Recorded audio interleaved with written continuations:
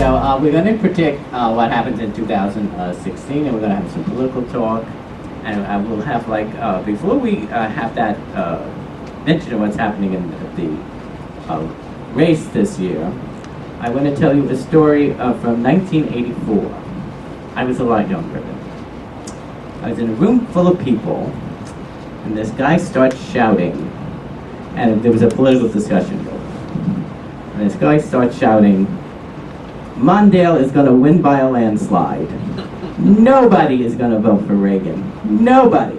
Now this took place in Manhattan, and with a lot of liberal people running around. And indeed, nobody that man knew voted for Reagan. Just everybody else in the country did. Reagan won by the biggest landslide ever.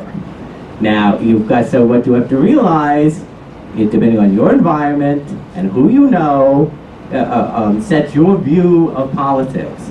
But New York is particularly different from the entire rest of the country. And I go back and forth to West Texas, which is more like the other type of the country, where the average person owns 20 guns at least. Now, how many people do you know own 20 guns and a pickup truck with a dog in the back? If the answer is 0, you have no idea how those people vote or what they're thinking.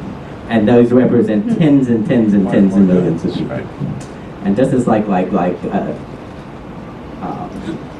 David has certain views, well, he has a PhD. And his views are typical of people with PhDs. And that represents exactly 1% of the country. So people who live in trailer parks probably represent many, many, many, many percent of the country. And they actually let them vote. So keep this in mind before we get to this discussion.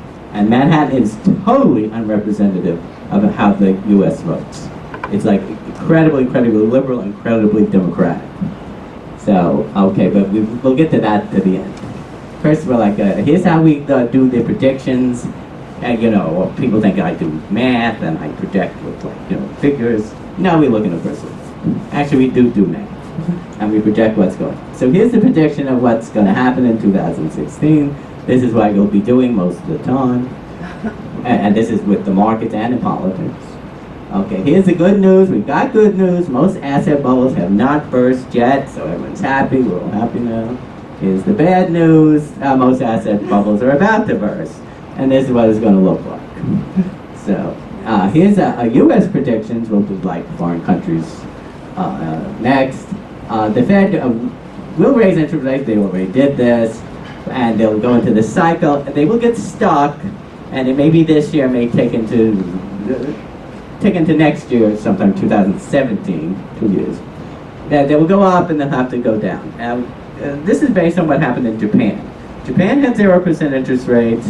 They had them for a few years, just like we have. Then they decided to raise them. And they raised them, and they raised them a little like that. Don't think they even got to 1%. They were 0. And then everything fell apart. So they had to lower them again to 0. And that's exactly what you would predict would happen, because the system, after several years, adjusts to those 0% interest rates as a stasis, as the normal state of being. And so when you start raising rates, it can't react to that. So right now, I would say manufacturing globally is in a recession, or if not, is going into a recession. And we're going to deal, in the last talk, we'll deal with that too. And this is going to spread to the rest of the economy. It's showing up in manufacturing. The fact that commodities are so weak, some of the prices are close to the bottom of 2008, which was a major, major, major recession, is an indication that something is wrong in the manufacturing economy, because that affects globally, not just the United States. Because that affects the price of commodities. There's a lot of other evidence there's problems as well. But that's the big neon sign that's telling us something is wrong. So we're going to see major bond defaults in energy because of the low price of oil, which we will talk about later some more too, and mining stocks, and commodity stocks, commodity companies in general. And that's not all of the bonds, but high yield bonds are actually crashing. That happened before the stock crash in 2008. It's actually a signal the stock market is going to crash. So you need to, and it's already happened, and it's getting worse. So we also predict that there's going to be a lot of bond defaults. So high yield means junk bonds. The popular name is junk bonds. These are high interest rate bonds. High risk, low ratings. So, and there's lots of them, by the way. Bank failures have probably bottomed. I don't know what number there. It's a very low number. They're probably going to start rising again this year, 2016. We're probably going to see the first need for bailouts on a smaller scale, not like on 2008 scale. But things of like they shot up in 2008 and 9, and then they've come down and they're plateauing at a very low level. They're likely to start rising again. So we're entering a new cycle for that. We probably have seen the low point in budget deficits. Now the budget deficit, I mean, you hear this talk out of Washington, it's like lowest in years, blah, blah, blah. Well, it's higher than it was any time before Obama took office. It's gotten right down to like the highest level, or just above the highest level in the Bush administration. So like any time before 2008, that level would be considered horrendously bad. Now we consider it really, really good. So there's been a big change in standards. So that's likely to have played out. We're likely to be turning on that cycle also. Now, and that's likely to go 2-3 years, maybe 4 or 5 years, who knows. And the national debt will accelerate. This is saying the same thing, but in choosing other words. I also see there's going to be a rise in civil unrest here in the United States and in Europe. Both are in a powder keg situation where things are just bubbling under the surface and they're about to blow up. And that it may take another year, but I monitor like social media like very extensively and see what's going on. And I've never seen such expressions of anger, maybe like 30, 40 years ago, or even before I was too young, like in the civil rights era. I mean, the anger is unbelievable. For Europe and Asia, the economies have been very weak in Europe, much weaker than the United States. And so they're going to get weaker, but I mean, any weaker, they're in a major recession, or at least a minor major recession. China is falling apart completely, and the government's done everything to prop it up with its like paper money games, and it's just it was not working the stock market. We're going to see the charts later on in the last talk. And Japan is eventually going to just implode. Now I predicted this in my books like 5 years ago, and even years before that in my blog. And maybe it's not going to happen this year, but it's like on that edge. The debt to GDP ratio in Japan is way over 200%. They have run out of money. They're broke. It's like just a good wind is going to blow them off the cliff at some point. And the entire they will bring down the entire global financial system when this happens. So I mean, it's like the sand pile experiment that I've talked about many times. You like keep building up a sand pile, and you put in one more grain of sand, like one whole side of it collapses. And this is actually a mathematical study. They don't know. It's impossible to predict which grain of sand that is that makes it collapse. So Japan is like that. Maybe you can get a lot more grains of sand, but one extra grain of sand at some point, the whole thing's going to implode. So I see China going off the rails. They already had the beginning of their collapse, as David said. I don't think it's over in the stock market. The stock market actually went down 40%, which is a major bear market. It's really bad. And I agree, that's not the bottom. That's like the first stage. It's going to be much bigger than 40%. That's not enough for a collapse bubble. It needs to be much higher. So the ECB is continuing to do QE. This is quantitative easing. That's money printing. And they keep saying they're going to do more, and they're going to do it for longer. So I mean, this is, and still the markets are starting to fall apart.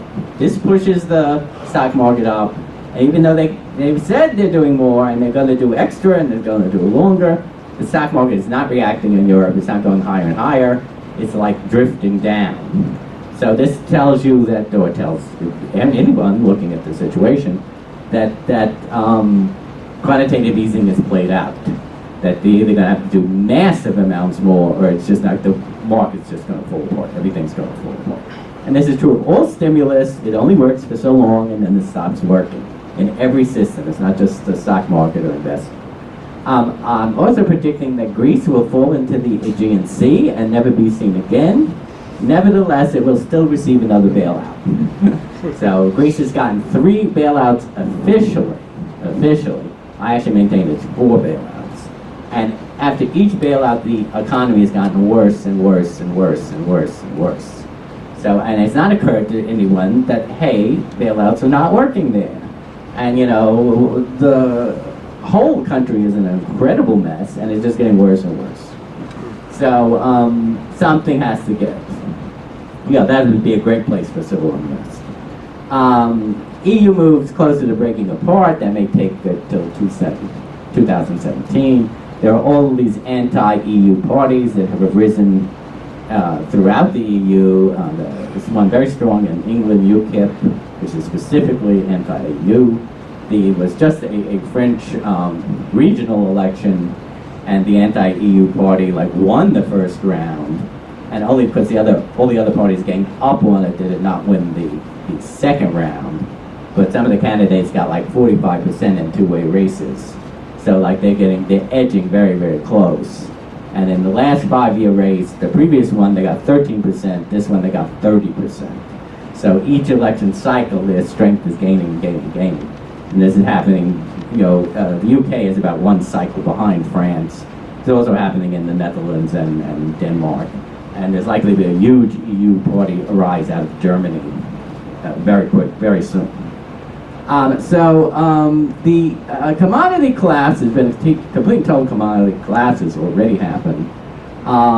This is going to affect every commodity-based economy, and that's almost all emerging markets. So they are doing really badly, and they're going to continue to do really badly, and there's going to be a number of defaults, and stock market collapses, bond market collapses, you name it.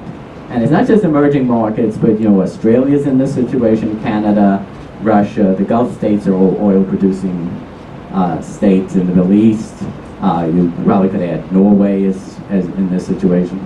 So expect the currencies in these economies to be bad, the stock markets to be bad, and so it's not someplace you run and buy and hope to make money on the upside.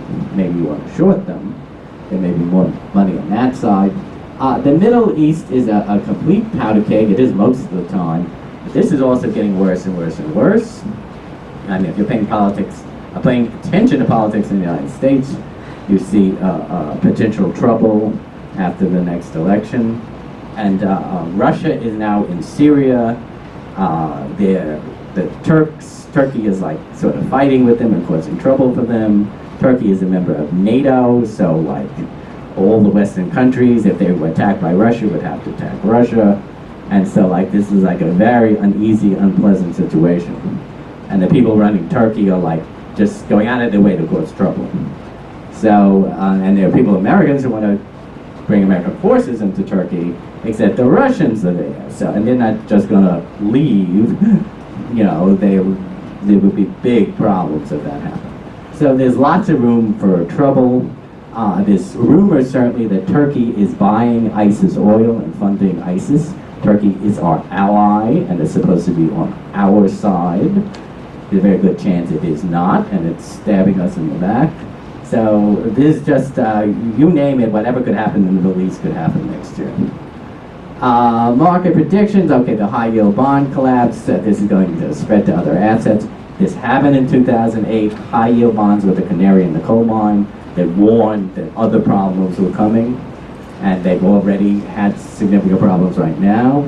I think the stock market will have big decline. I agree with declines. I agree with David, and that it's probably a 2-year war situation. Won't be done next year. And usually these things take 2.5 years approximately, like I said, 2 1/4, 2 3/4. So where that bottom is, I would expect it to be in 2017 sometime. Maybe at the end of but it started in May, then October 2017. Maybe. So since commodities though are very, very cheap, it's risky to buy stocks because they're really overpriced. So you should avoid them. But commodities look like they're at the bottom. That doesn't mean they're going to rally immediately. They may sit at that bottom for months and months and months and months. And they may go a little lower.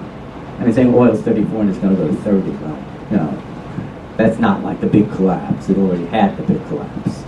So that doesn't mean if it gets there, it's going to go up. It's, you know, it can go up and down, and stay around that level for months. So there's big opportunity in commodities to accumulate them, you know, over time, you know, in the next year. So I also see there's multiple small country currency collapses. Sometime last week, I think, both Turkey and South Africa had a small currency collapse on the same day. The same day. These are both. South Africa is a very strong commodity-based economy. Turkey's just like irresponsible with its money. So you should expect a lot more of that next year. A lot of smaller currencies just suddenly falling apart, and emerging markets in place. Now this may move over to bigger currencies. We'll see soon. We'll see in the next talk probably. Real estate, I think, is probably peaked in multiple countries, and may stay high or may start going down next year. At any point in time, HFT is a high frequency trading. Those are computer trading. At any point in time, you could have a disaster, and David pointed out several days where there were major drops. Well, that can happen again, and it can happen several times in 2016.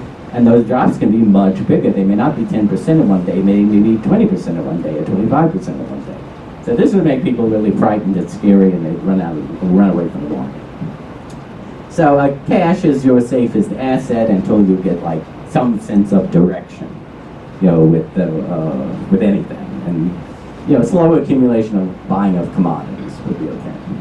Okay, I think now we have the presidential race. Here's the controversy.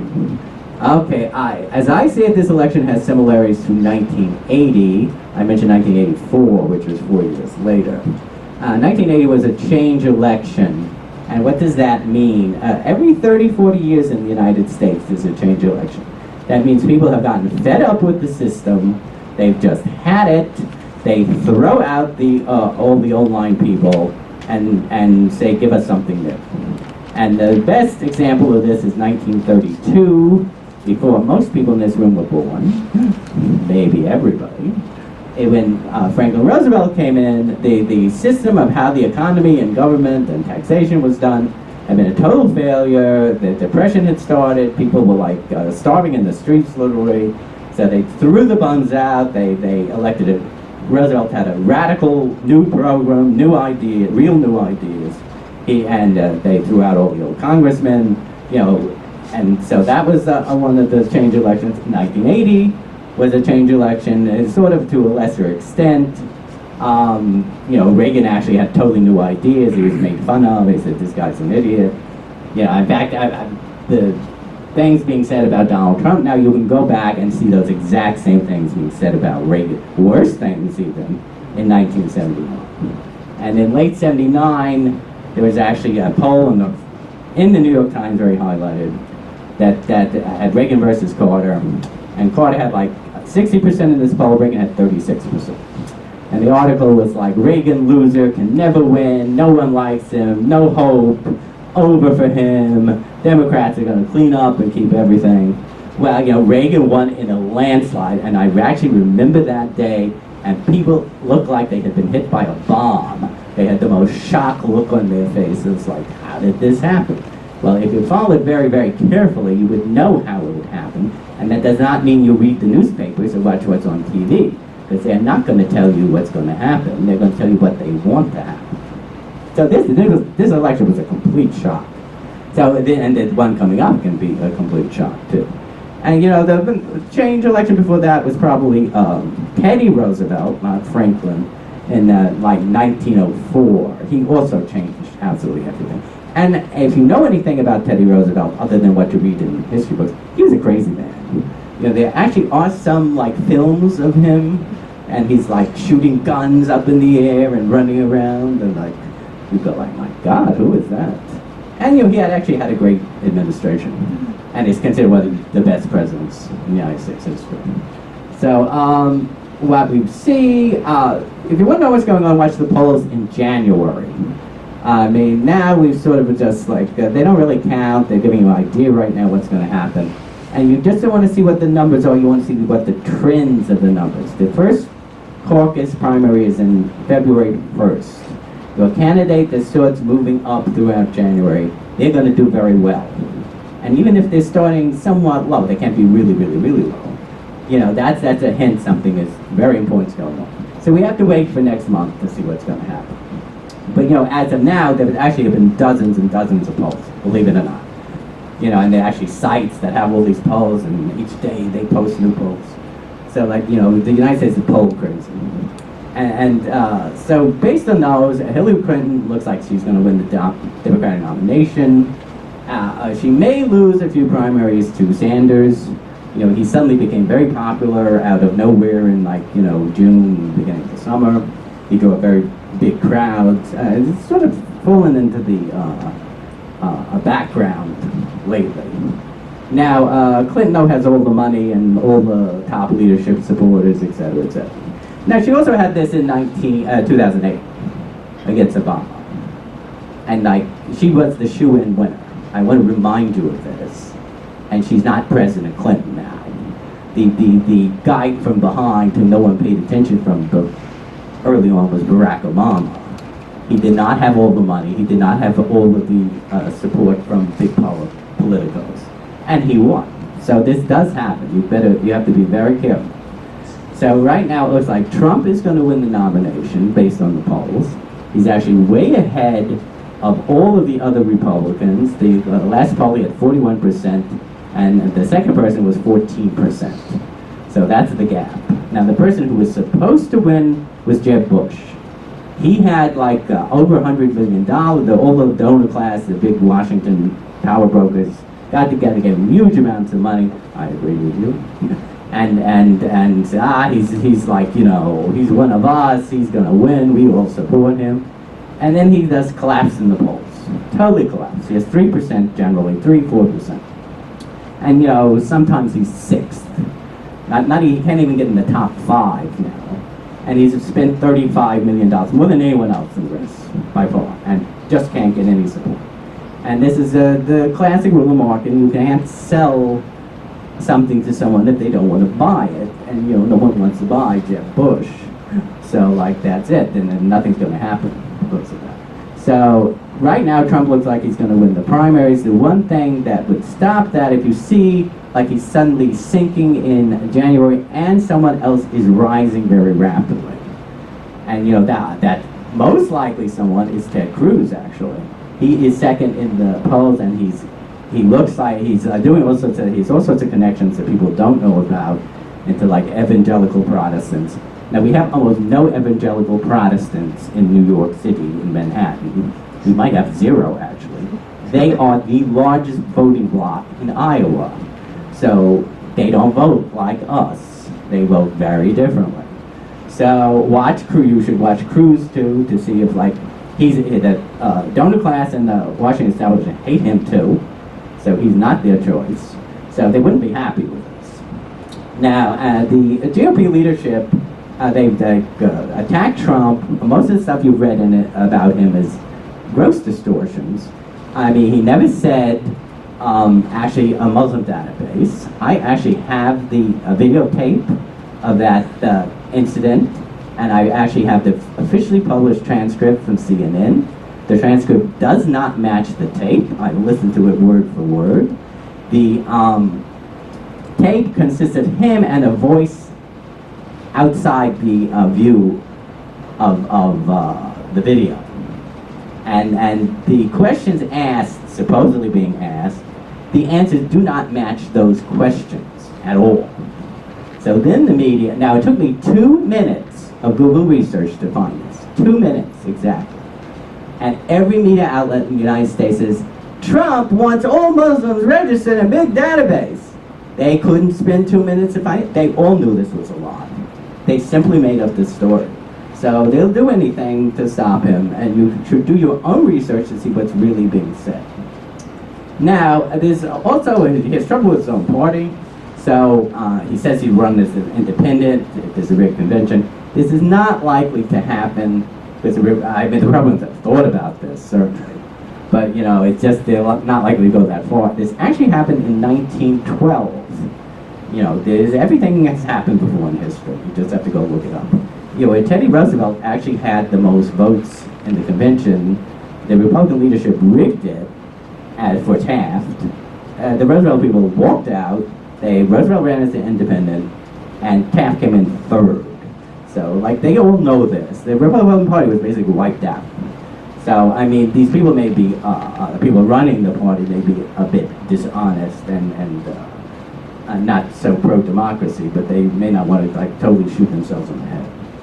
So, the general election, I see, if it's a change election, it will be won by a landslide.